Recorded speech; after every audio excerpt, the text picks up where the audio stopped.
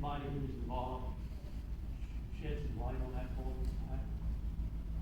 Mr. Altman or Ms. Williams? Well, certainly the city manager has approved us to move forward, and Mr. Allen is contracting and talking to the company right now to get them in here. They will, one thing I forgot to mention, they're also going to, they have certified, chemical, folks who can spray the weeds and keep them back, so they're not gonna come back, right away, so that's needed, as well as, divine cleanup and so forth. But I expect that to happen soon in September. So, Ms. Williams, sometime in September? Yes.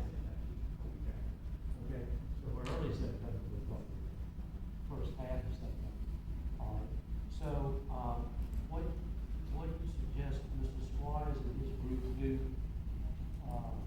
this Saturday? Do you just, punt and maybe get a new date toward the end of September, or? It's not viral. So. And I know people from other counties that are planning on coming to help. Yeah, it's not viral, it's already out there, the date's out there, the location's out there. Well, so are you gonna tell us no trespassing? I'm gonna say, I don't know that we're gonna have power, sitting in power limit out there for private citizens. Okay. That's a liability issue for us, so. And can you open the Sycamore Street gate for us? That's been closed for years now. Well, we can look at that, I'll look at it for Saturday. Well, yeah, because Traffic, most people typically go down the park, walk around. that's one of the reasons why the park's been so neglected. You're blocking it off from pedestrian access on Sycamore and then Mount Vernon Street completely overgrown. So the only way you can get there as a citizen walking, you actually have to get in your car, you have to drive down the ground.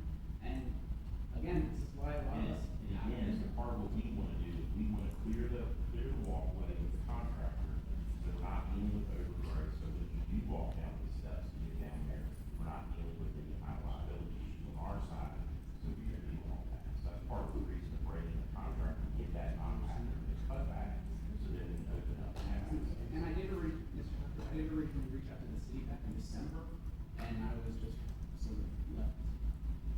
I understand, my focus right now is what's going to happen what is going to happen on Saturday, and I don't know, but I will need that to be resolved, because it's a bigger issue than I do. But I mean, the suggestion of Mrs. Williams and Mr. Squire is kind of talking. Well, I mean, it's gonna happen, but, Well, it's gone viral, hundreds of thousands of people have seen it.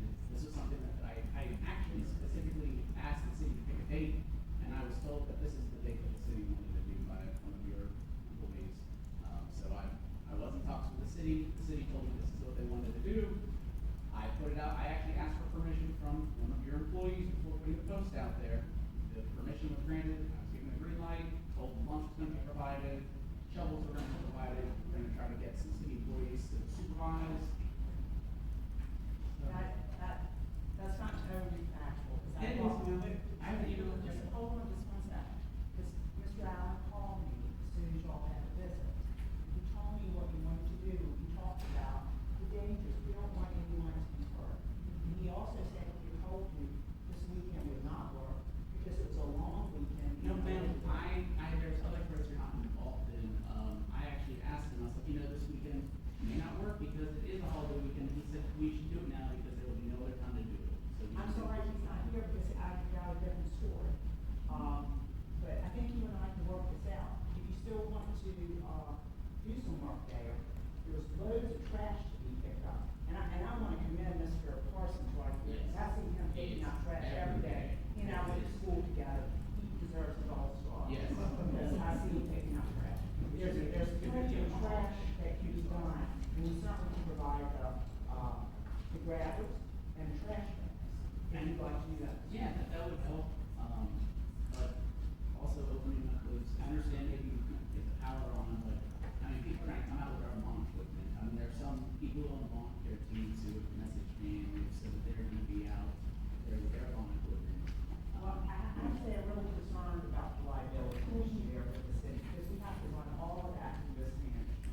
We need to go on and have that type of equipment. We don't want anyone to get hurt. As the city manager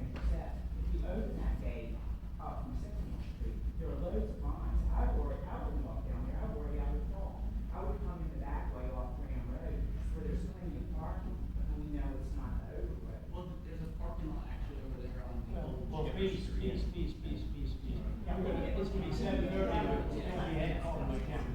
I mean, this is an important issue, but it doesn't sound like we're losing toward a real game plan at the moment.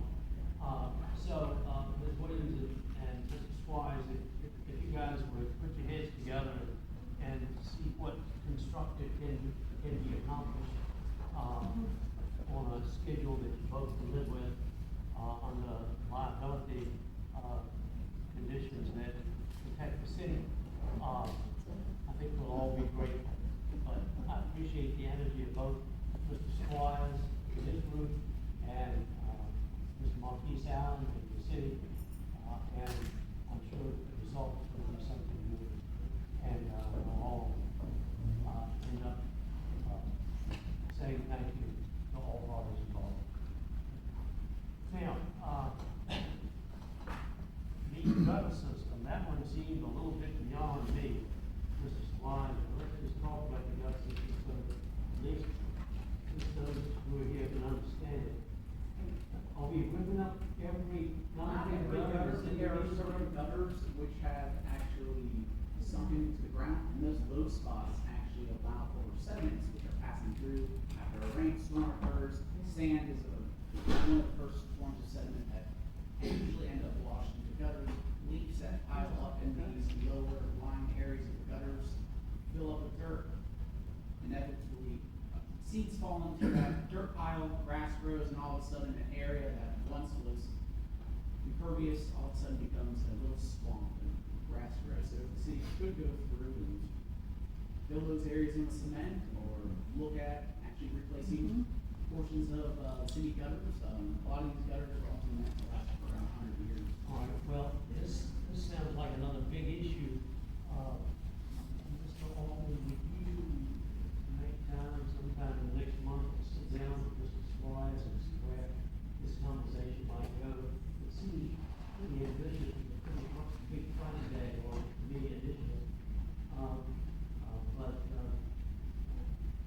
We do have a problem with our gutters turning into, seed beds, which is too much encased throughout the city. So, if we could leave that, it's an interesting idea, and the, conclusion sounds definitely worthy.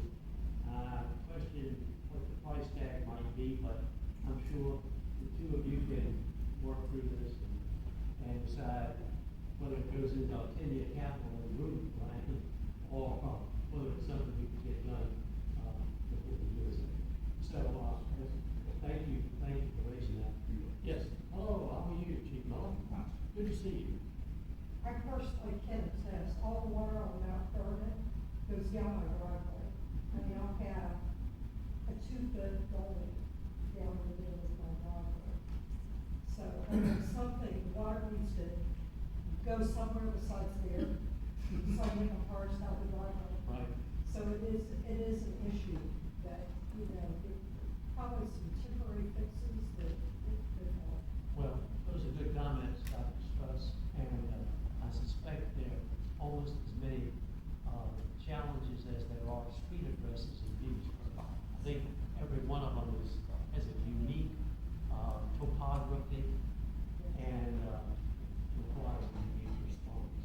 But Chief Miller and I were pleased to be at your house, I guess it was yesterday. And I hope you're feeling better. Yes. Good, good. Well, you were a real trooper. Chief Miller, visited, Dr. Struss's house with me, yesterday, and he was under the weather. I'm glad to see your ship is, upright again, and, thank you for being with us today. Those are good comments, Dr. Struss, and there are water problems, in many areas of the city that need addressing. Anybody else have an issue that you'd like to bring forward on vegetation? Good, I thought I might see some hands. Mr. Tindall. My question is, does the city have a set list of properties that they own, that they go once a week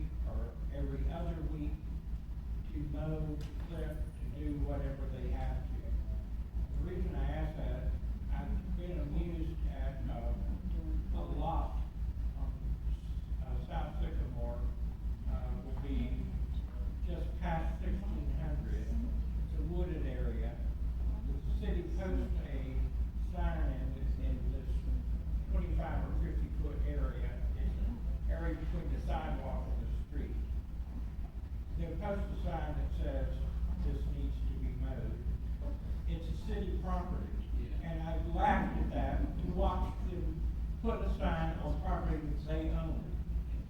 Well, they've got to hop to it, don't they? Then my question is, and it's like the area around the parking lot for Cameron Field on Sycamore Street, the iron fencing around there, no one's going in and weeding around that. It's an eyesore. Do you have a list of once a week, twice a week, once a month that, Well, so we have a rotation on the properties that we cut and the right of ways that we cut. So we do a rotation through the city. And then as things pop up, that are outside of the rotation, we'll sort of go and address those. We don't, well, we, unfortunately, I say, we own a great deal of single family lots here and there in the city, accumulated over time. We're not going out and hitting every single one of those every 2 weeks. But we're trying to maintain the main corridors and the main properties with regular rotation, hitting other properties outside of that. So if there's an issue of property, just need to let us know. If we're not hitting it regularly, and then we'll go out and take care of it. And this, So I'm not familiar with the property that you're talking about. Outside of the parking lot, I'm not familiar with other properties. it's a wooded area between 1600 and Hillcrest Avenue. And there is, the property of Hillcrest has a 25 or 50-foot lot that they mow.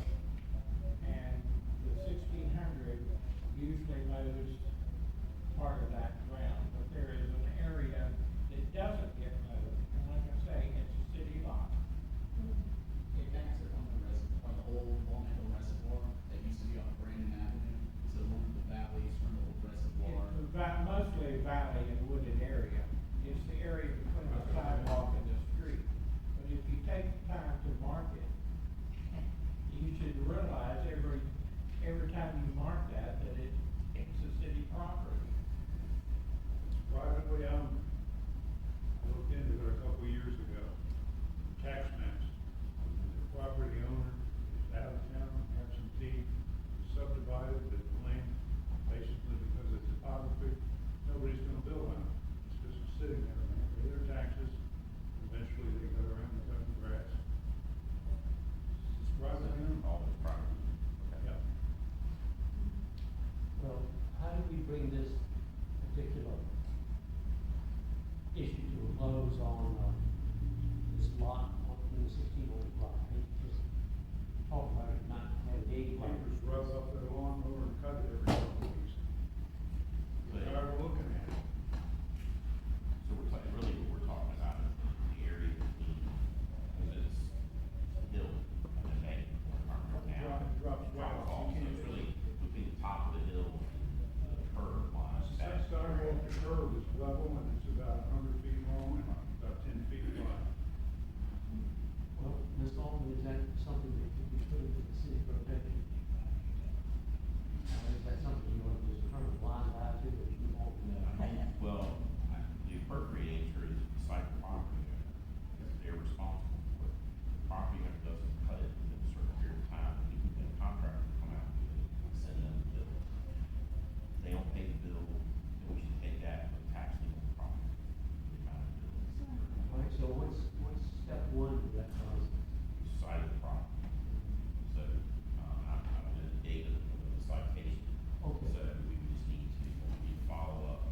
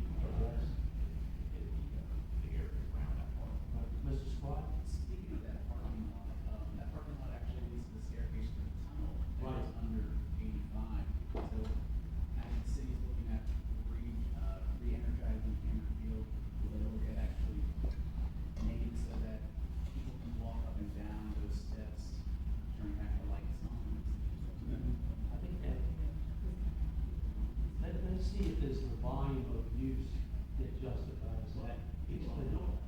What's that? People don't know about the tunnel, people don't know that you park there. Residents of Well, Petersburg know about understand the that. tunnel, but they're familiar with Cameron Field. Well, it becomes the same issue, so first, we have to look at the tunnel itself. We wouldn't want to put people on the tunnel that has a safety issue. So, I think, steps along the way for Cameron Field would be number one, you want to get it cleaned up so you can use it. So, this may have to be down the list of things to do. First and foremost, let's get Cameron Field back up, maintain it, used, and then talk about opening the gate and Sycamore, and then talk about it. My big concern right now is that the city, we have an engineer here, the city thinks that the tunnel's compromised, shouldn't we let it be on it? Well, It goes- wait, I didn't say that it was, I said we have to check, right? But before we put anybody into a tunnel that hasn't been used since we haven't played football there, which is decades, it hasn't been used. So we need to know and understand what that is, before I let you, chief citizen, walk down there and potentially get hurt, right? It's wide open right now. But I'm just saying, we need to understand before we start advertising it as this is where you go, potentially, we need to go out there and just block it off. Well, for right now, I'd be happy if you could cut the weeds in that parking lot, okay? And, if the demand for parking, ever develops, I think at that point, we can address the condition of the tunnel and whether it's safe or not, but, I think we need to see a level of interest that demands that, access before we start spending money on the tunnel or even evaluating the condition of the tunnel. Ma'am, I'm sorry, I don't know your name. Tell me your name, Kiera. please. Here, Kiera? Mhm. And your last name, ma'am? Stephen, Ms. Stevens? yes. Ms. Stevens, tell us what's on your mind. So I've been interested in a lot of the vegetation on Pocahontas Island. I have seen a lot of improvement around the road site, and that was really important to me because I know the last time we talked in the chapel for our Ward 4 meeting, you discussed proposing to the city council meeting about rewriting the road through there. So I will hope that that's still on the September 3rd agenda, so seeing the vegetation come down from around there to like the animals and anything won't get too infested is great, but by our water, I wish somebody could cut some of that grass on that path or just trees or it's even, with the rain and everything, it's even more tight now. Along the river. Yes, it's like extremely tight. So between the Roper site stand great, so that road can go through, and between our park, the Rotary Park, where you can go back there fishing. The rain, the storms that we've been having the last few weeks, it has grown up so much, it's gonna become like as wild and you can't even, it's gonna take more work to do it if no one starts maintaining it soon. It's slowly creeping up, like creeping away, it's getting really, really tight. Well, you make good points. Is that something that the city can address? Fortunately, we're toward the end of the growing season, we're not there yet. But, 6 weeks from now, I think things will slow down. But between now and 6 weeks from now, I can imagine that we need to take control. And I hope that that's something that we can do, because that river path, the river trail means a lot to a lot of people. And not just, this week, in this month, but in the long term. So we wanna maintain it and encourage people to use it. Let me go back to the road, Ms. Stevens, and you raised a good point. Mr. Altman, can you bring us up to date as to where we're gonna, what's gonna happen next from the city side of the equation?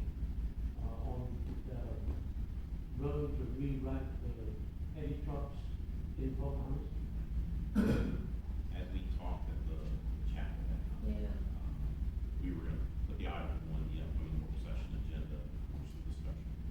So that'll be part of that meeting discussion. And we were looking at the current proposed path of the road as it was designed by, the individuals that were doing that. The west side? To go through the road site and tie in back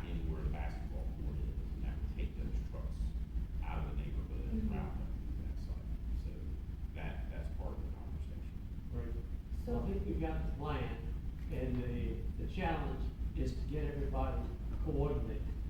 So on September third, is being voted on, discussed, like how? Just discuss. Just discussed, and will it be in the closed hearing or was that? I think the thought was that we wanted to have it out.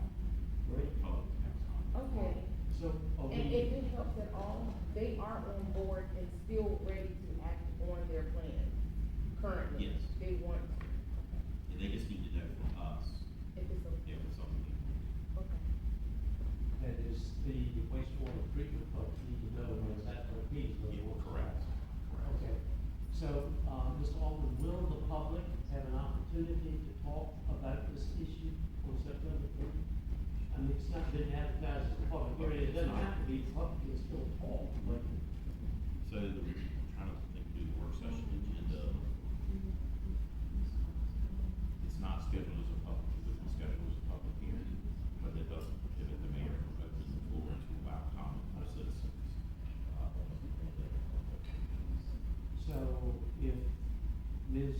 Stevens were to go back to the people of Pocahontas and say, show up those who are interested on September 3, you will have an opportunity to speak, then, they will, I expect to have an opportunity to speak. And, I think council, I know council will be interested in what the people have to say. And again, I want to go back to Mr. Miller. Mr. Miller attended the most recent meeting we had, it was, a Monday evening, last Monday. And, it was a good meeting, and the citizens were on board with the plan that the wastewater treatment, plant people, were proposing. Mr. Robert Wilson. Right. And so I think the next baby step in getting everything coordinated is for city council to say, yes, this is what we would like to see also. The people of Pocahontas want it, the wastewater treatment plant wants it, and we can get city council to say, we want it also. And I think we will have all the interested people focused on the same conclusion. And then we would be able to put it on the agenda for the 17th for a full vote. Okay. So it'll be information on a chance to speak on September 3. So, yeah, Ms. Stevens, if you would pass that on, Absolutely. and that would be great, and, Mr. Altman and I look forward to seeing you, on September 3. I hope that works for your schedule. I already have it down. Good for you. Well, great. Mr. Miller? Yes, yes. Hi, I'm Nikki Coyle, I live at 124 West Bank Street. And so that's Nikki Coyle, 124 West Bank Street. I live downtown in that area. And I've noticed, a lot of, people buying up the old buildings, of course. And I wanted to know who's responsible for the sidewalks and the weeds growing up around these people's buildings that are raking in quite a bit of, like, income from apartments and things like that. If you could address that, I would appreciate it. So there's a section of the city code that actually states that the building and the sidewalk and the curb is actually the responsibility of cleaning and clearing the property. The property owner. Property. So- We've been doing a lot of that, and so we're actually, part of our newsletter, gonna do some educational pieces for our citizens with regard to that. One of the things we're also looking at in the downtown area is, later in the season, we have some people on staff that are certified to spray, and we can spray and kill the weeds, and then it would also put a pre-emergent in it, so we would kill it for them to come back again. So we're looking into that later in the season, as it gets a little bit late, as we get towards the fall, more in the fall, towards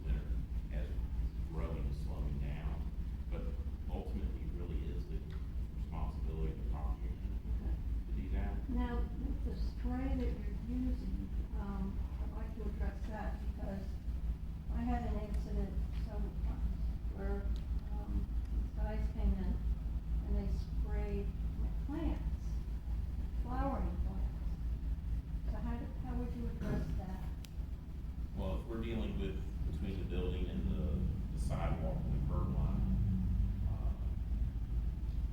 We don't have a whole lot of plant there, but let's say you're there and you have a plant in the pot, we're not doing a pot plant. But we're gonna deal with what's in that curb line along and growing up on the sidewalk. Typically, there'll be a hole where the street sign comes up, and that's where there's some grass. Those are the types of things we would look at, but, the gentlemen that we have that are, licensed to do spraying, work at our, golf course, so they're really at making sure we do the right thing. So, I don't know that we'll have an issue, but we're looking to do that for the fall. But we are going to do some education on making sure property owners understand their responsibilities and doesn't all just fall on the city.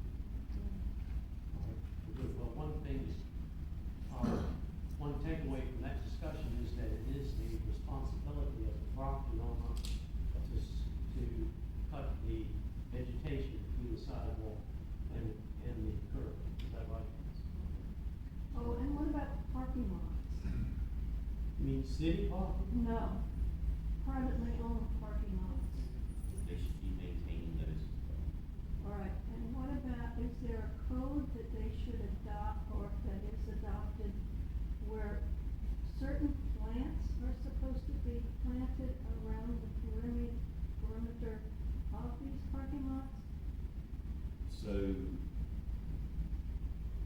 plantings around the parking lot, typically, if you had something that would be regulated by zoning ordinance. We have representatives. Getting the property at 483 Forest Lane cited. I saw the citation today when I got home. It's unfortunate that it took so long.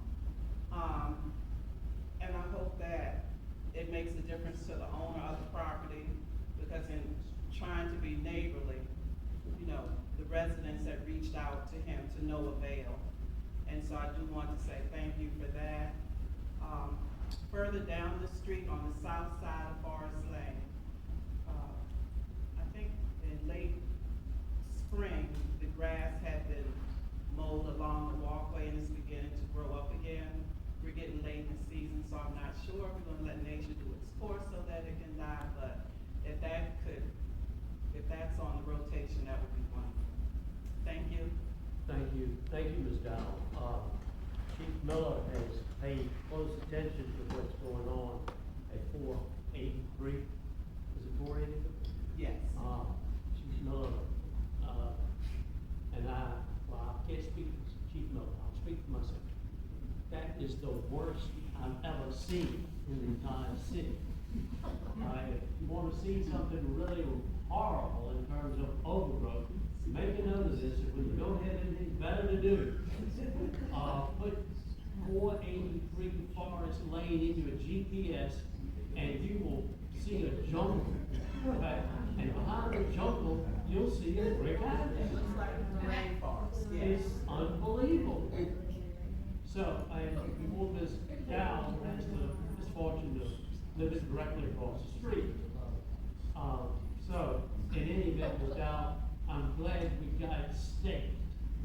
It took 6 weeks, but we did it. No, So- actually, it's been longer than 6 weeks. It's more like, I think Ms. Moore has been, deceased over 10 years.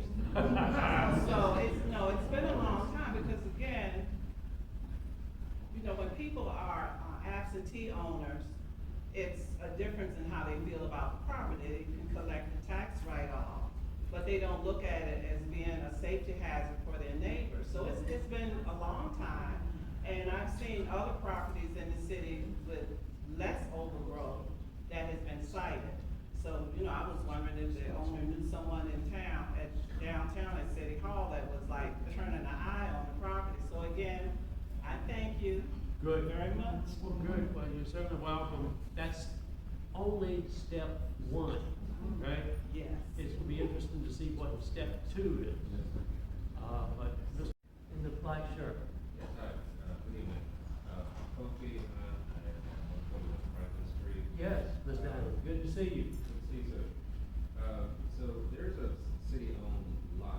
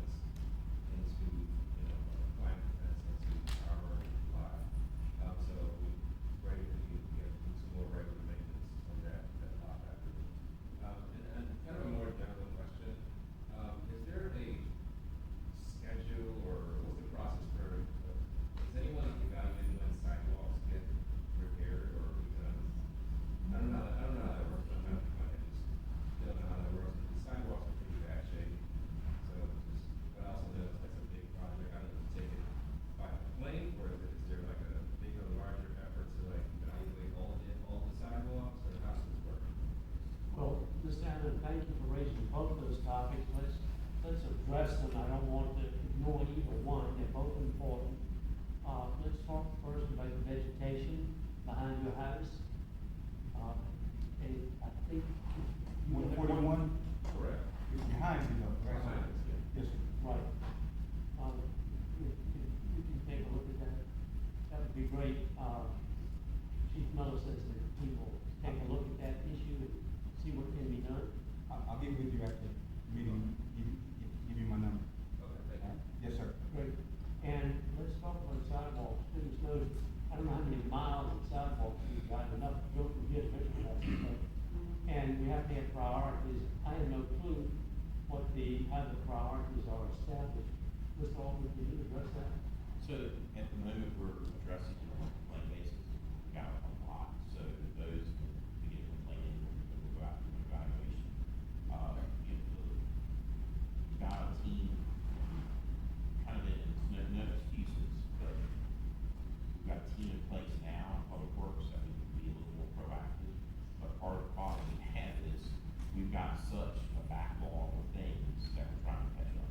So if you give us that location you're talking about, or specific locations, we can go out and look at them and see what measures we can take to have some level of corrective action taken, and whether that's coming in and, had a comment earlier about curves. So some of it may be, we've got granite curves and some granite in there, we may just try to raise that back up as opposed to demoing that out and replacing it with concrete. Maintain that. We could give some addresses or some locations, and we could do some evaluations on action plans to address that. We got certainly, obviously, we have a backlog of maintenance issues to deal with. Let me follow up on that. Go down the side street of the granite curves. Those are precious artifacts and, need to be preserved to the extent that we can, and I hope that, message filters down from the city manager's office down to the people who are doing the work, that it could, result in the destruction of the granite curves, but those are wonderful artifacts for the city of Petersburg. Not every city by a long shot has those granite curves. If you go over to Colonial Heights, I'd be pretty confident to say you're not gonna see nary one, you know? So that's an important asset of the communities, and we need to do what we can to protect them. Just to say, you said in front of your house? Correct. Okay, all right, so when we're out there looking at the property in the back, we'll swing around and take a picture. All right. Ms. Brady? My name is Kate Freeman, and what I want to surface is an issue of Long Hill. This is city-owned property. It is called Marie Bowen's Gardens. It is Park Street, Sherwood, and Fairfax. It is flat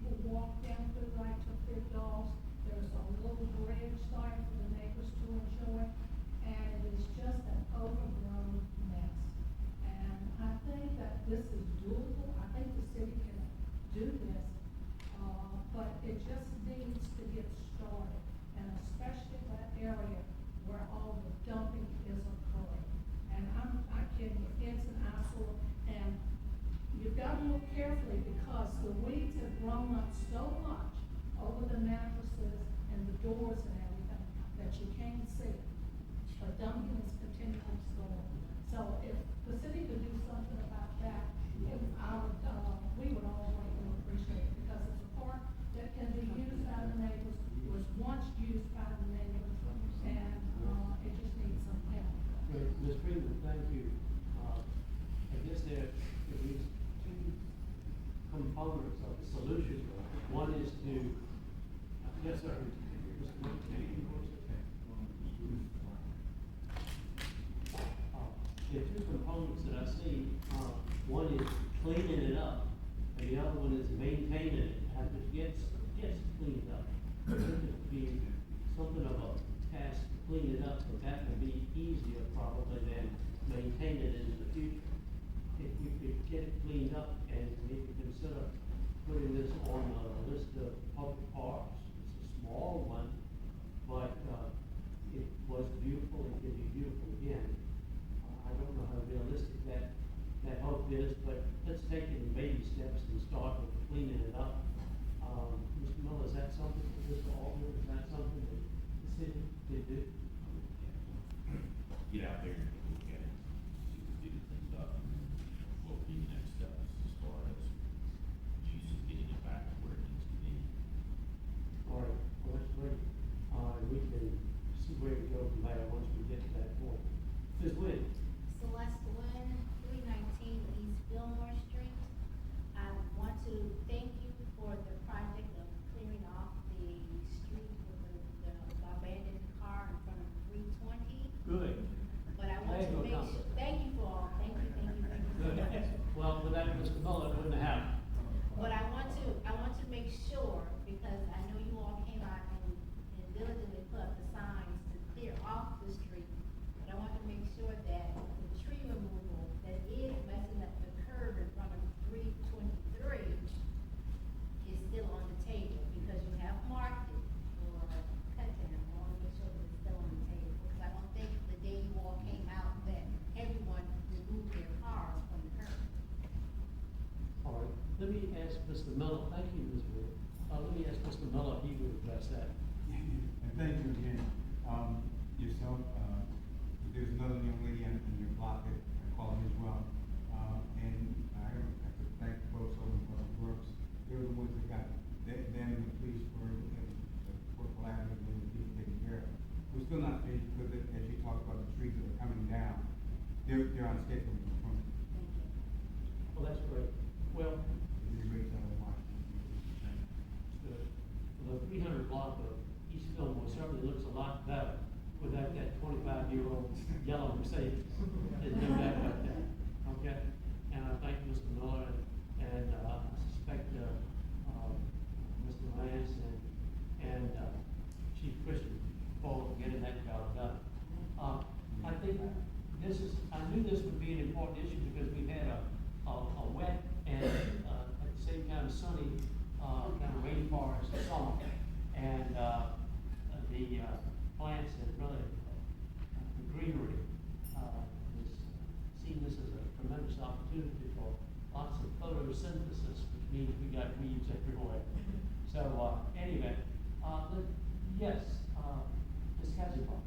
Hi, Kirsten Katzenbach, 301 South Jefferson Street, Petersburg. We have in Poplar Lawn Park a creek going through there, and there's a couple creeks. And, I haven't gotten close enough to the water to investigate, but there has been a sewage smell. They're coming from, if you stand on the bridge there looking down, comes up, on a day like today, Peter Day, and there are pipes that have water coming out of them, and sometimes there's foam down in that water. And so there was some wildlife starting back, there was some crawfish and things, and I think they packed up and left. So, how can that be addressed? What's your address? 301 South Jefferson Street, Petersburg. And Ms. Katzenbach, this is right near the metal bridge or the metal and concrete bridge? When walking over the metal concrete bridge, you can smell it from both sides. So you can smell it from the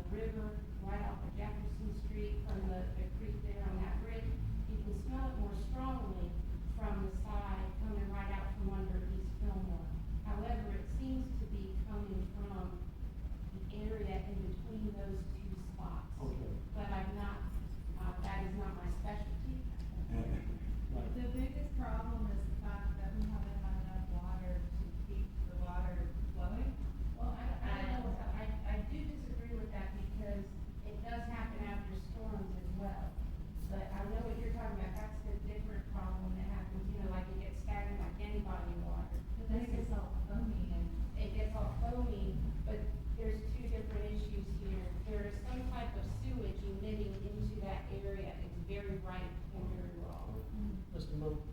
Yeah, that's something that we could take a look at as far as maybe getting flush from upstream and just kind of collecting there. I do believe it's coming from the pipes, Right.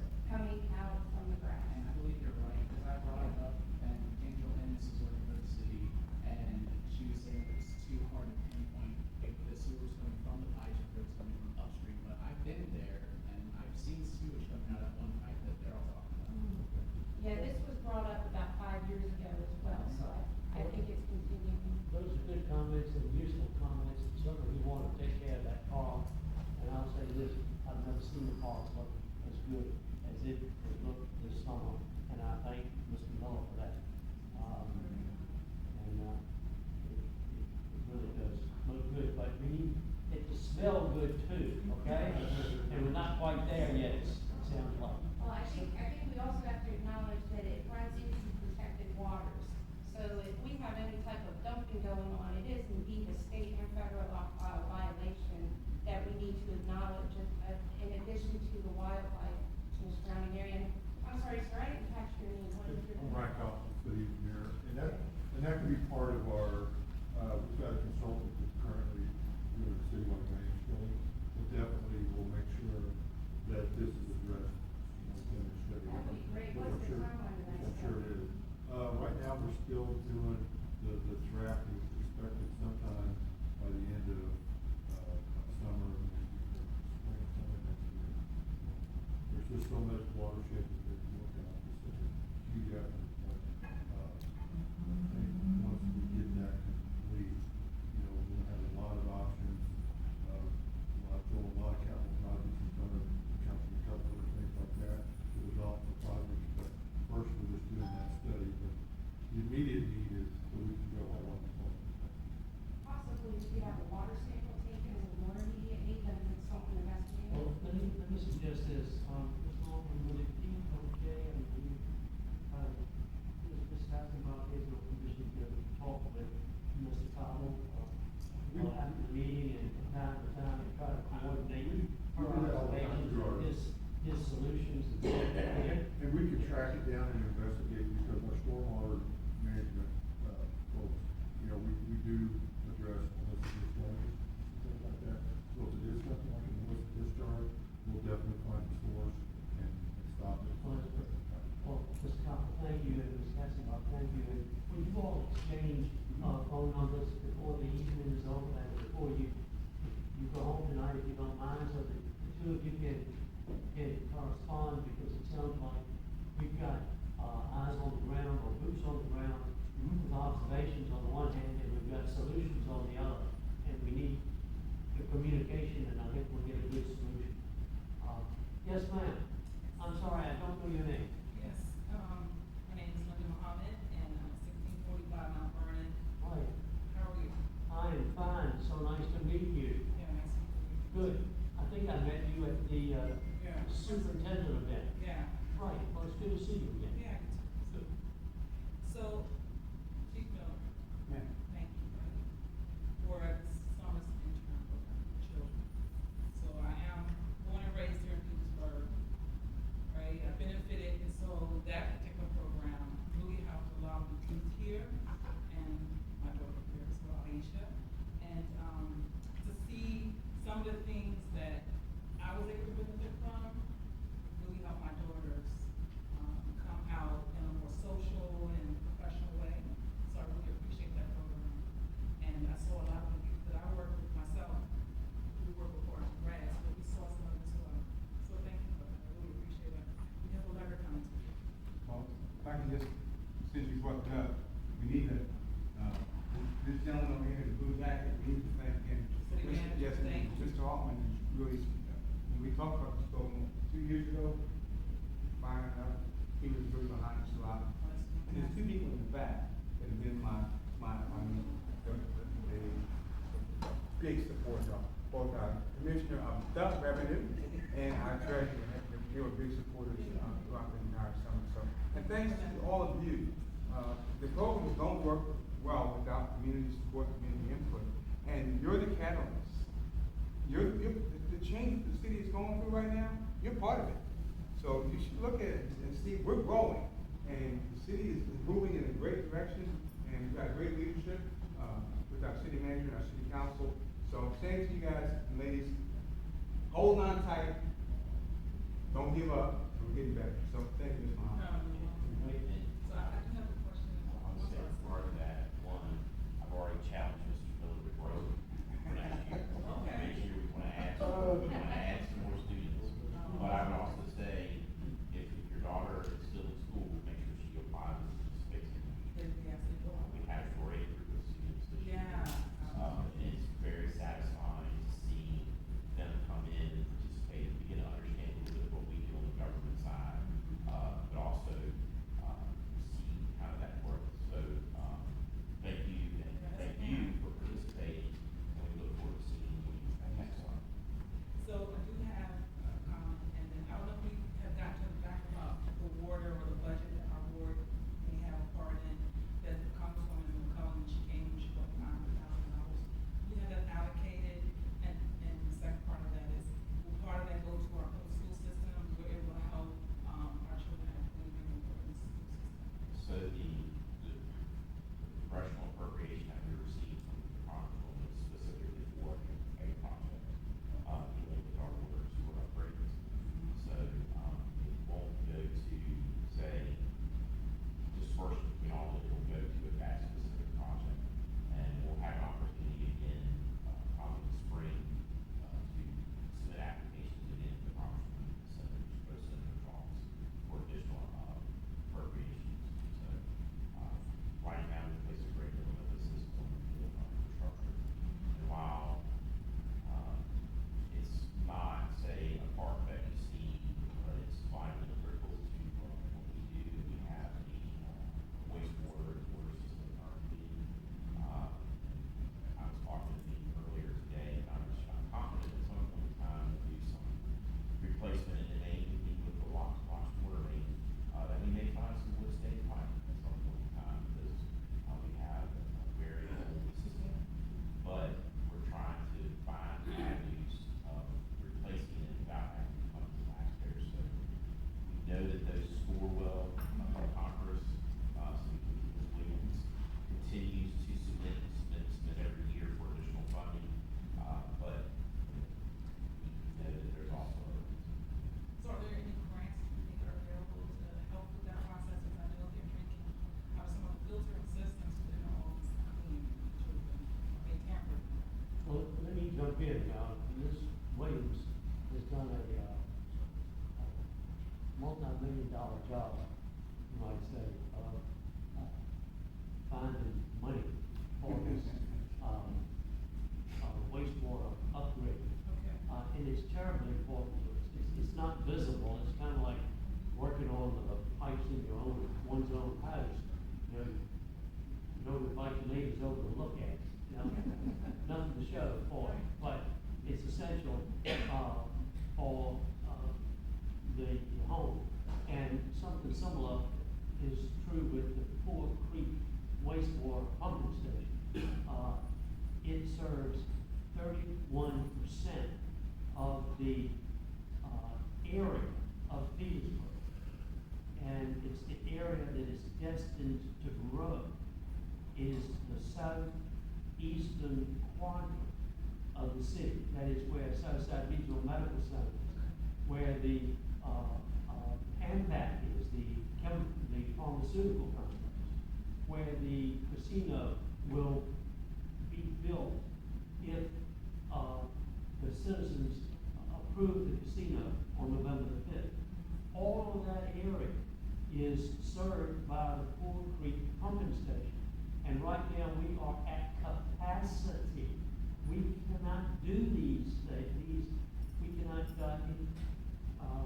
plug in these commercial activities until we get that, Ford Creek pumping station up and, improved. It's up, but it's at its limits. So, it's terribly important that our efforts and our money be focused on that. I mean, it's a $50 or $60 million project. It's huge, but it's gonna mean so much to Petersburg's, midterm future.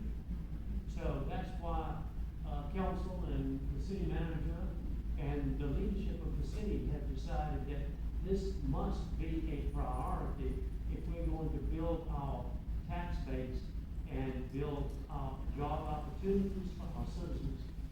We've got to get that Pool Creek pumping station improved. So anyway, you make good points, but that's why our priorities are where they are.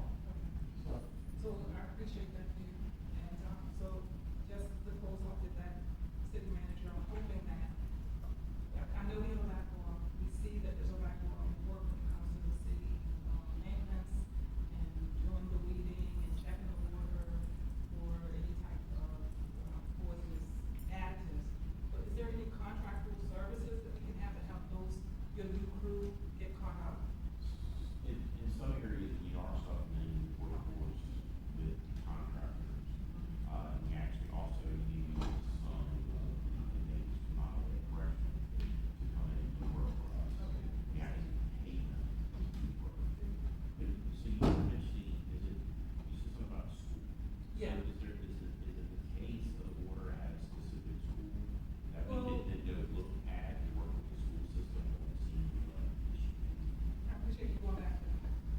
We're not working with schools. The children who tamper with the water, which can contaminate it. So I was hoping that, or just inquiring to see if that money was gonna be part of fixing the piping itself, so we wouldn't have to worry about giving bottled water or having a system that fails them and then we shut, we have some water fountains, we have tape on them, right? At different times. So that's why I was asking. I think it's important to the nutritional brain cell structure to the learners. So, one of the things that I would say is we can certainly look for, grant opportunity to work with schools to address those issues within the school buildings. So, yeah, we, Ms. Williams, but we also, we have weekly meetings with some representatives at the state level that we can talk to about some of these issues, to see if there's grant funding available or dollars available to help address these issues. So absolutely, we will go I appreciate it. Thank you. city administration, is taking the pipes in the water fountain, is that city of Petersburg, or is that city council, or is that school board? It's really the responsibility of the school board, but knowing that they're in a transition right now with staff, and I don't mind to reach out, see if there's resources available, we can work cooperatively with the school board as well as the school administration to see what we can do. This is the first that I've heard of, concerns with taste or smell of water at the schools, so, we can, I apologize. I had my hand raised. One, I missed the question that brought up the school board.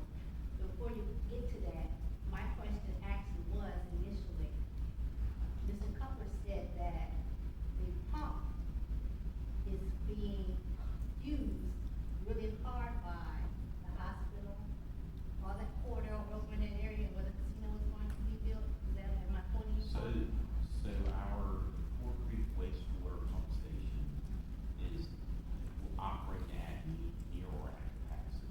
And that's just, growth has occurred in that area over time, and we have not had the resources to adequately address the So pump station. my question for that comment that you made, with the casino coming in, they giving up some portions of their funding to fix our issue. Well, so we started down there, so one, with the casino, so we'll make an assumption for a moment that the city of Petersburg votes yes on November fifth. The requirement that's in the state law is that the casino has to address all of their utility infrastructure issues on site. We can't help them with that, so it's their responsibility. Winding back before the casino, we started pursuing the Fort Creek upgrades of water and sewer because the pharmaceutical companies come in here and develop the pharmaceutical cluster, and the desire to help that continue to grow and provide additional revenue and additional opportunities for investment here in the community. So we knew we were at capacity. We're trying to encourage that from an economic development perspective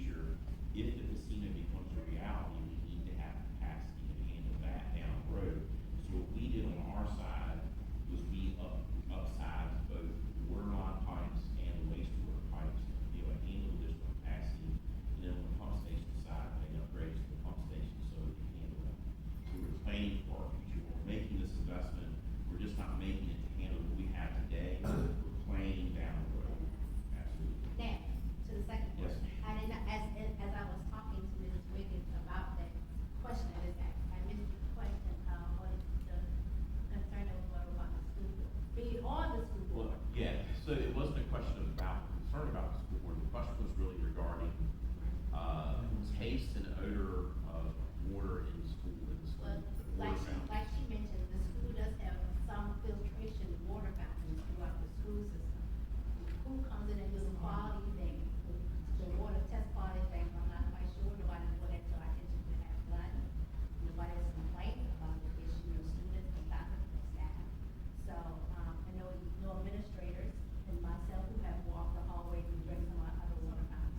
So therefore, I would not quite sure what the issue might be, but the whole entire thing is. Well, let me suggest this, Ms. Muhammad, after this meeting or before you go home and before, Ms. Wynn goes home, if the two of you would get together and talk this thing out and Because you maybe cannot identify. pinpoint exactly which school or what area, you know, which. I think she's taking, I wasn't addressing the school board, I was addressing something totally different, but because I noticed, I wanted this filtered water to better work for our students. And I'm aware of some schools that work with the school district. So I wasn't addressing. But I heard school No, I'm just board. saying, my name is Muhammad, right, so no such thing, right, so what I'm saying to you is that I was talking to him about the money that Congresswoman McCullough works with the city and about the piping. It wasn't about this man. I was addressing him as she, and I was I did not address you directly until he said something about you, and now Ms. Muhammad, I'm addressing you directly. Okay, so I didn't address. Ladies, I want you all to have a conversation before you go home tonight, okay? And we got, I really appreciate the comments of both of you and the interest of both of you in moving our city forward. And I think we understand some of the situation better than we did before, but I'm sure there's nothing like conversation, okay? So, and I think the solution is on the horizon and, can be determined. Terribly important.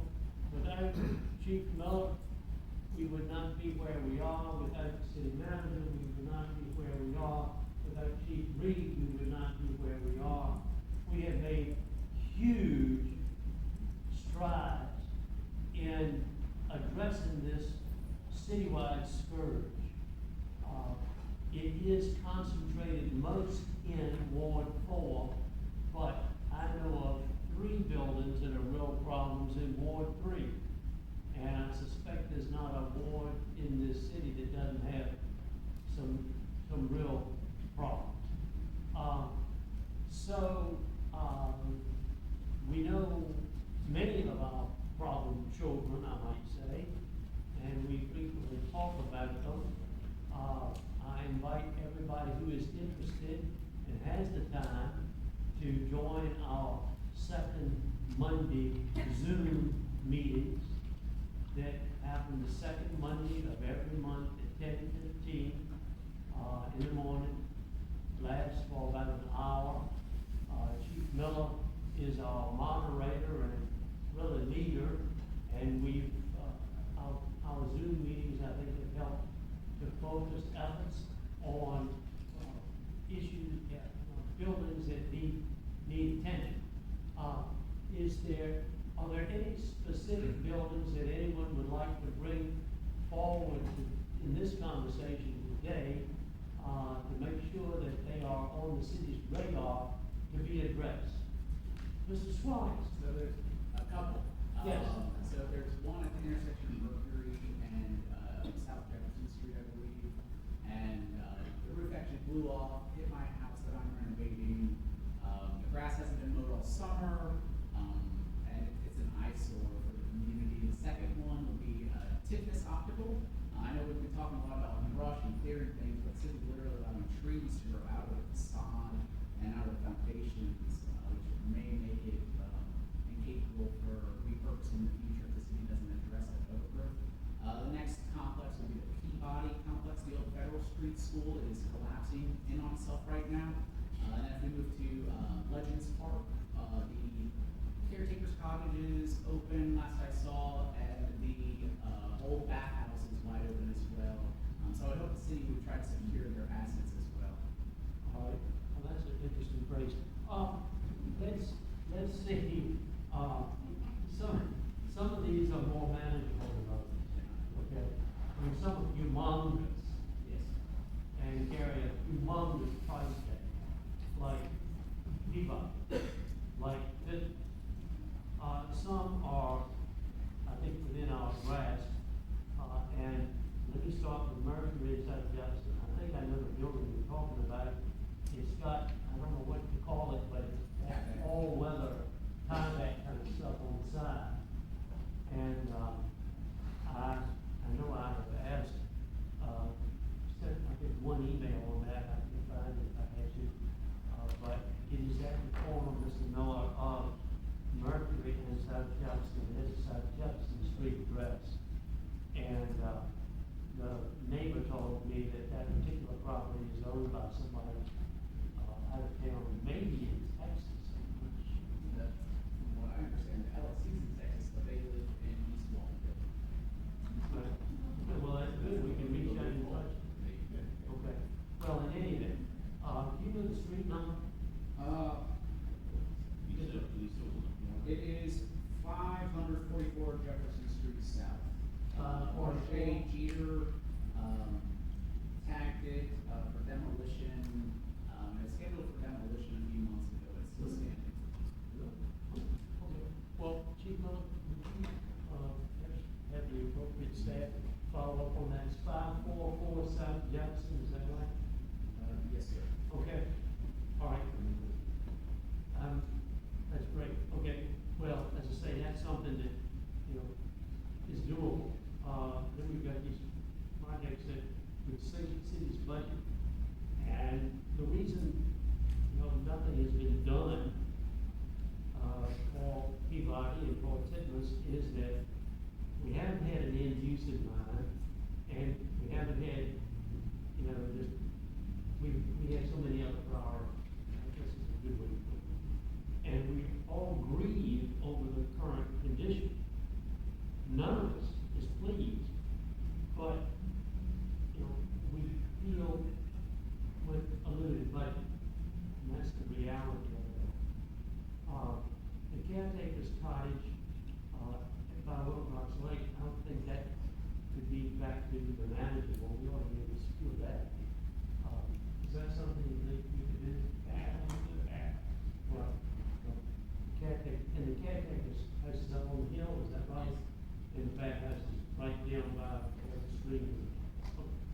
Well, Ms. Aubrey, can you talk to us?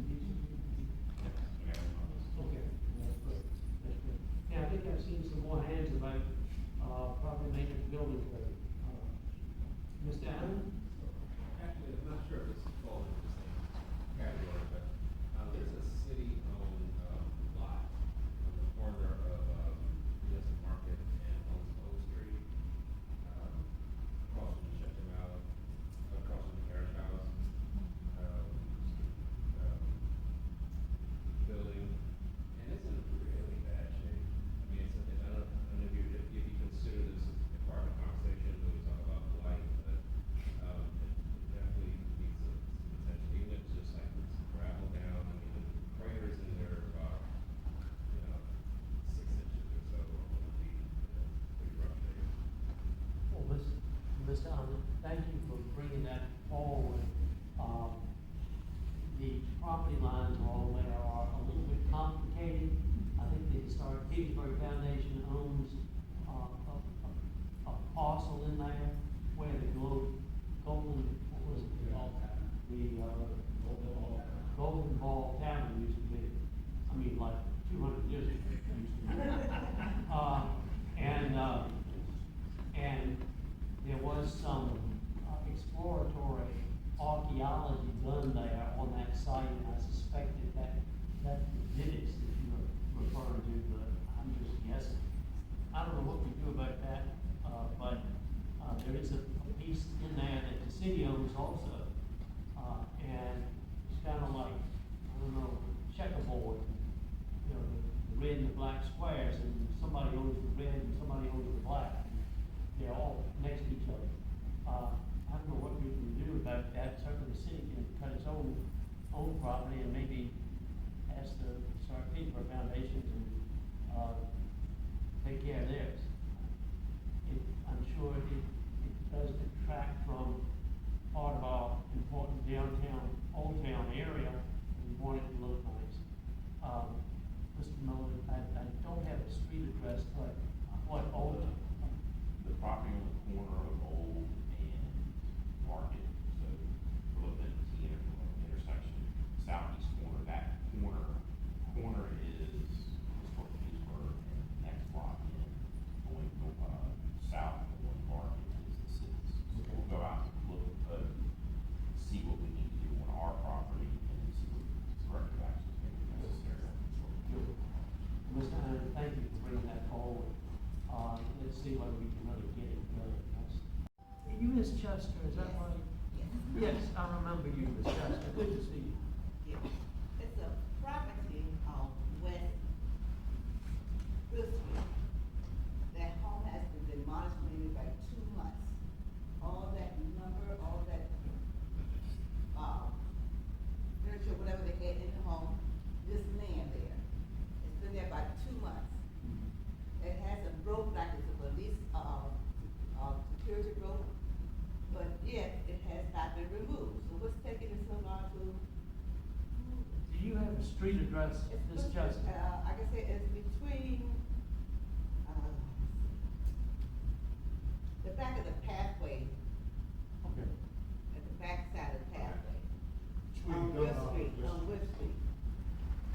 But that home has been demolished by 2 months, it's just laying there. All right.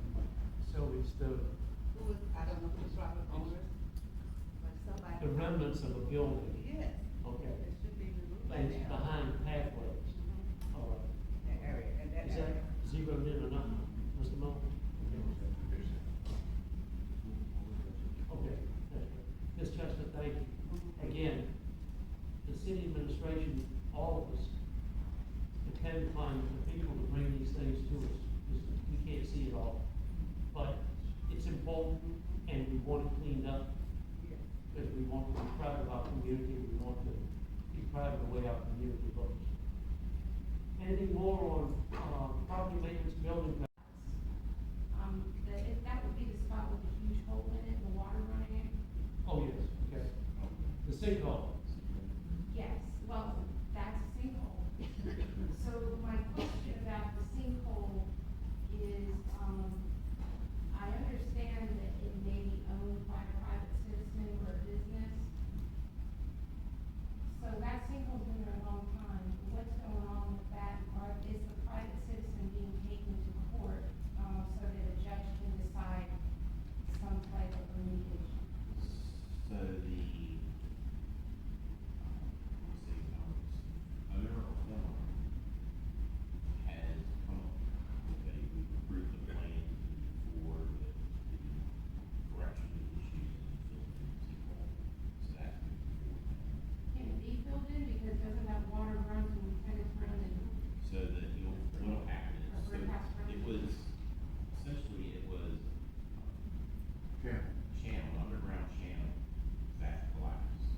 So they're gonna restore the channel, so imagine how many tons.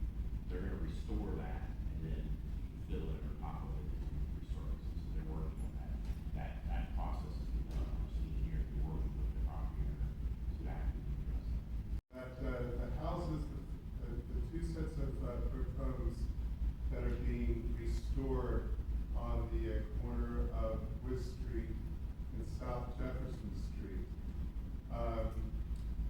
They have, I love the work that they're doing, but they have installed these light bulbs in front of their house.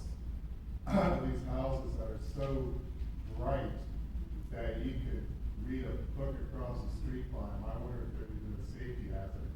So for those that go down that road at night, you might have noticed that those are really, really very bright lights. I don't know if that's a code thing or whatever it might be, but they're LED lights. I suspect we'll see more and more of that. And usually the problem is we don't have enough light and it's too dark. So I'm not sure if this is something that the city wants to put on. But in any event, but thank you for that observation, and you're right, it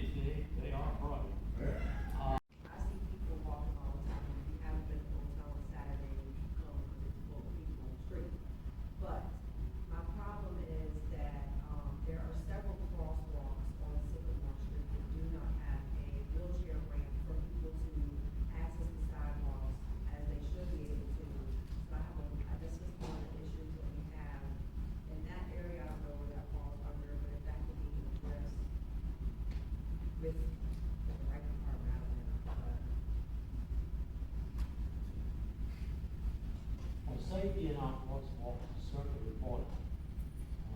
And I don't know, whether the city is aware of this issue that the citizen has raised. There certainly are, and there are curbs in down in Old Town that don't have a handicap button. And I'm thinking of, right in front of Long Street, where we've got, yeah, we've got holes in the way, different things. So we could probably, we can go look at doing something, we may have to adjust where curb cut, or handicap right there might be, because the condition of the corner may not support it. But we will certainly look at that.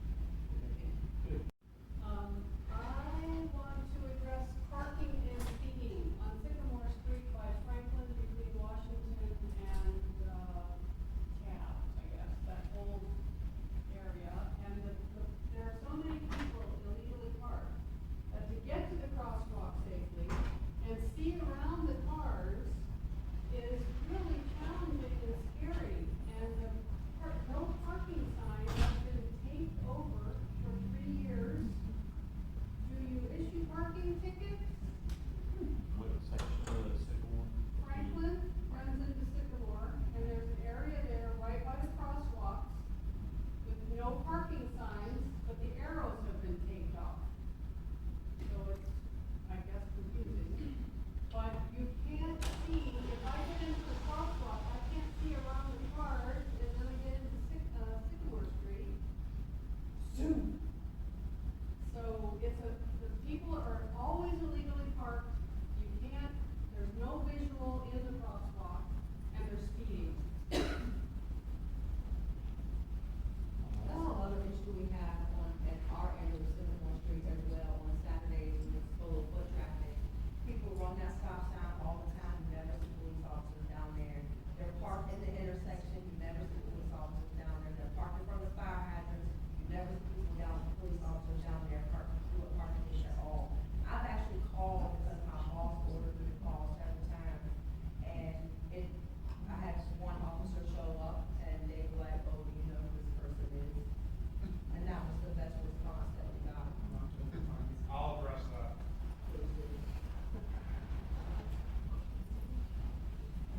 All right, so, I'll take care of it.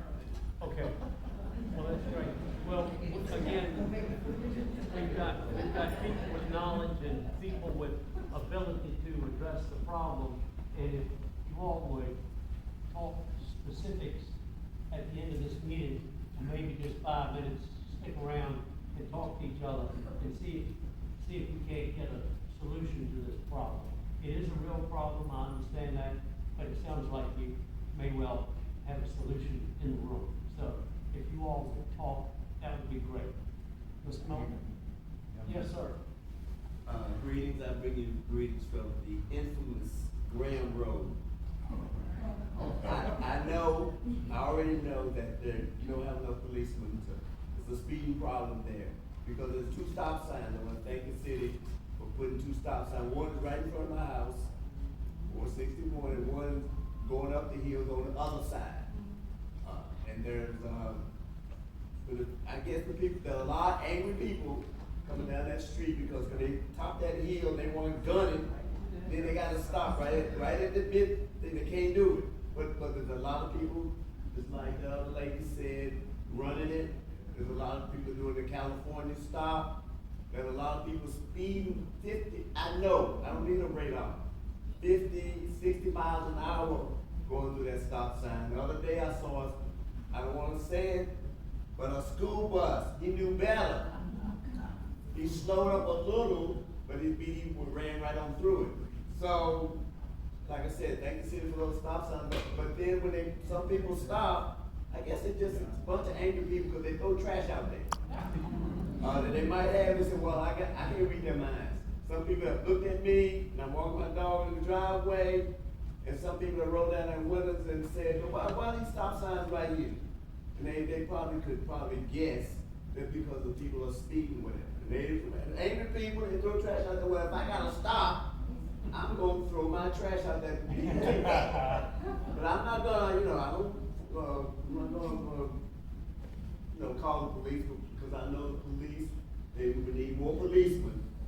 they're augmented by the state, or whatever, they don't have time, and that's just, I know we're in the top 5 of speeding, streets in the city. And that's just one of many that they would probably have to maintain. But if they wanna stop by, they stop in front of my house. And just, if you gotta make a call, or maybe scare some people, when they come up that street speeding and down and whatever. I can't even get in my driveway sometimes. I'm looking behind, I give my signal at the top of the hill to get in my driveway, and somebody should have passed me already. And they'll give me a little leeway. They right on my bumper, I try to get in my driveway or whatever. So I'm just throwing it out there. I know that, the stop signs were supposed to, some people do slow down. They don't stop, but they do slow down or whatever. So I know that's a tough one. And that we're just one of many hot speeding streets in the city. Yes, sir. Well, thank you for raising that, and thank you for the compliments on the stop signs, because I had to fight to get those stop signs. And they don't solve 100% of the problem by a long shot, but maybe they solve 20% of the problem. And, I consider that a win, because it's better than 0. But my wife has gotten so busy on McKeever Street, there's no red light that will result in no red light camera. It will result in a unwanted piece of mail coming through a mailbox. Another one is at the corner of Washington, East Washington and Adams. And the third one is at the corner of South Dakota Road and Wagner. And those are the 3. And as I say, I wish we could have more. It would help us. That intersection is horrible. Yeah. I've actually seen my light green, and I'm seeing not one car, but shoot. Right. And your advice about waiting and don't just go on green, but look both ways is good. Good advice. Because to some extent, we gotta protect ourselves. Let's see. Yes, ma'am. Yes, there is a red light camera on Width Street. There's a decline, and it's a 25-mile-an-hour speed limit, and I received a $100 ticket for going 36 miles an hour. Do you think that's a bit much? Well, let's get the address straight here. This is not a red light camera, this is a speed camera, is that correct? I thought they were the same thing. No. Okay. No, but It was for going 36 miles an hour, and my ticket was $100. Right. Well, this shifts us over to a different regulation that's come out of Richmond. Oh. And it says that we can put speed cameras, and that's what you're talking about, not a red light camera, but a speed camera. We can put speed cameras at schools when the schools are in session. So we've got these speed cameras at Appomattox Regional Government School, which is probably what you're talking about. No, mine was on Width Street, I believe, when you're going down that decline, getting onto 95. Going onto 95, you turn onto Width Street, you go, and you turn left. That's a red light camera. I'm not sure what it is, but I got a $100 ticket. And I'm wondering, is that a bit excessive, or that's about the right amount?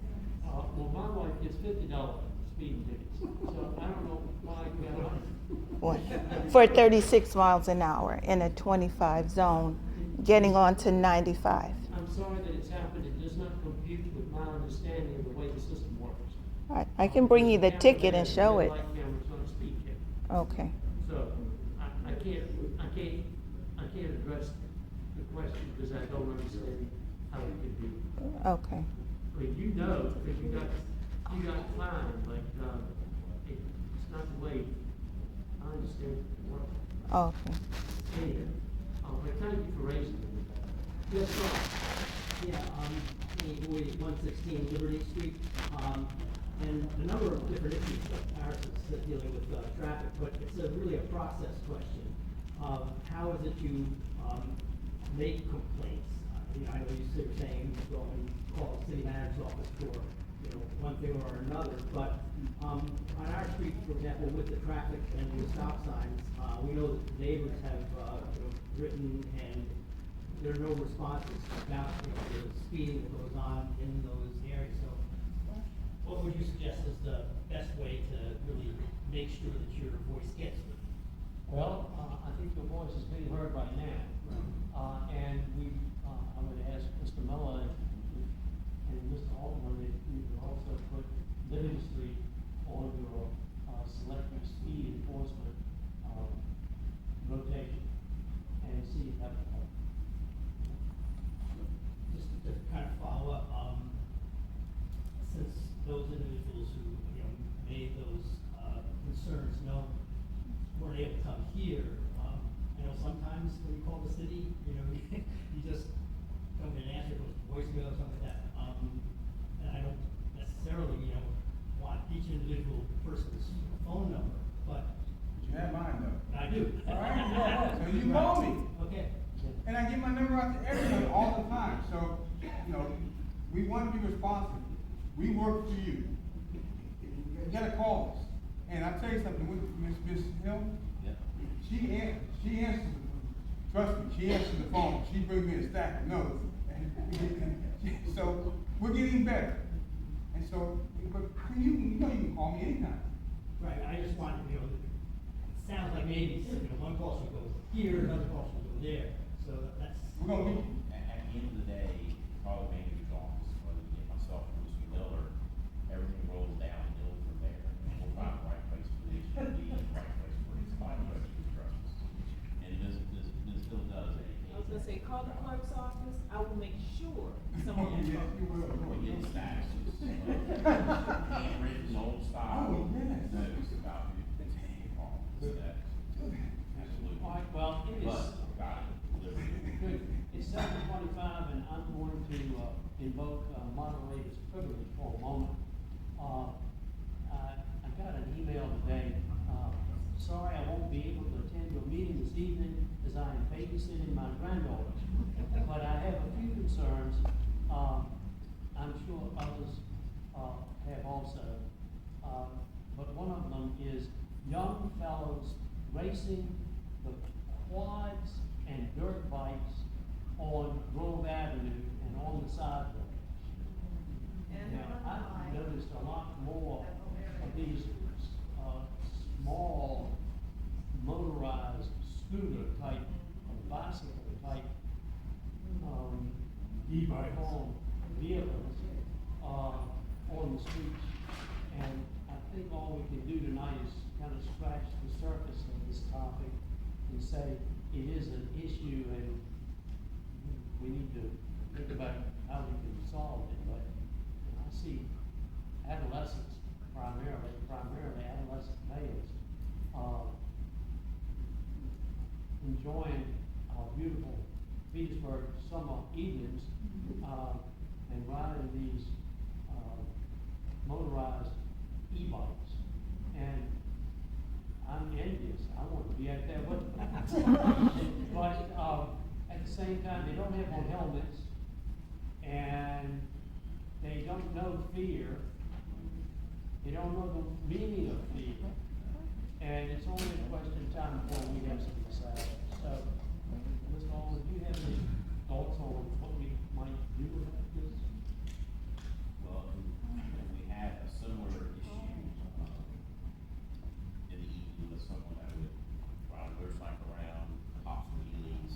So what I would suggest is that when you're seeing it, call in to 911, to dispatch, so we can get out and look at it. There's not an officer in the area, witnesses, you know, acting, respond. It may take us some time because they're kind of elusive. So they can slip through some things that we can't get through, but the more we're out there, the more we see it, then we'll be able to address it. And kind of with the gentleman on the motorcycle initially we talked. So just let us know what's happening, proactively address. All right, that's good. Thank you, Mr. Alden, for that. So the bottom line is, when you see it, call 911. Okay? Let's see if we got time for one more Yes, I would like to thank Mr. Miller and the city council for taking care of the wall that Sally came to East Way on Sycamore Street. It was cleaned up as you promised on the last meeting I attended. So you give me a couple of weeks, so I had to balance myself. Well, Ms. Walton, thank you for your comments. It's nice to end our meeting on a positive note, and thank you for giving us that. Oh. 7:31. My son showed me a picture of a tent that was in that breezeway. I don't know if it's still there, a homeless person or something, that picture. I don't know, because I'm not out early or late at night to see. But I have to ask them if it's still going on. All right, well, thank you, and that is an issue, and Mr. Miller, and Mr. Alderman, see about that tent, because we don't want that, we don't want downtown Petersburg to become a tent city. Not at all. Well, let me thank everybody for coming tonight. I've enjoyed this, and I hope you have too. And I look forward to when we get together again. But we've had a very constructive meeting from where I sit, and I hope that the solutions that we have talked about come to pass. And if they do not come to pass, please get in touch with me and let me know, and then I will follow up. Fair enough? All right. Well, I am going to call us adjourned for the day, and thank you each for being here. I've enjoyed every minute of it. Good night.